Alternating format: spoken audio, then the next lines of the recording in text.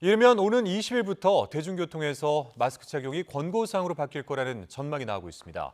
확진자의 7일 격리 의무 해제는 취약 노동계층 등을 고려해서 좀 더 신중하게 시간을 두고 판단할 것으로 보입니다. 기정훈 기자가 보도합니다. 정부가 대중교통에서의 마스크 의무까지 풀려는 건 실내 마스크 의무를 조정한 뒤에도 코로나19 확진자가 안정세를 이어가고 있기 때문입니다.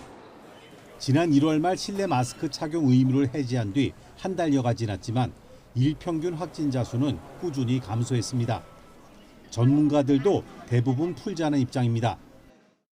자문위원회에 그 부분을 자문을 해왔고요. 그래서 대중교통에서 실내 마스크 의무를 해제하는 것은 권고로 바꾸는 건 어떻겠느냐 해서 저희가 21명 위원 중에서 대다수가 찬성을 했습니다.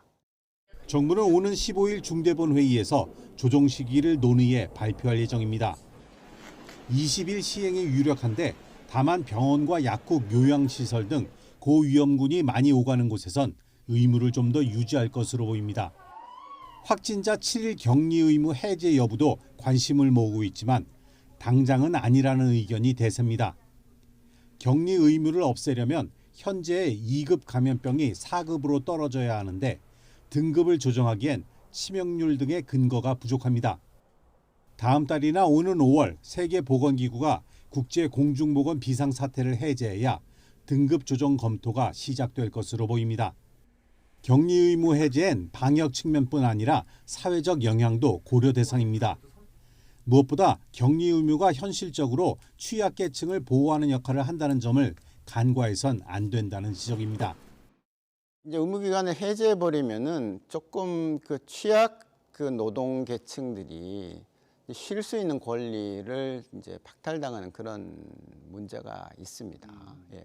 보조금도 나가고 이제 이렇게 하고 있는 것이 이제 다 없어지는 것이고 어떤 고용자는 아파도 그냥 나와 이렇게 할 수가 있지 않습니까?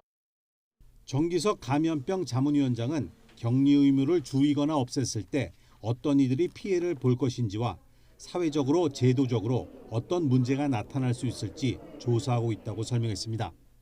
YTN 기정훈입니다.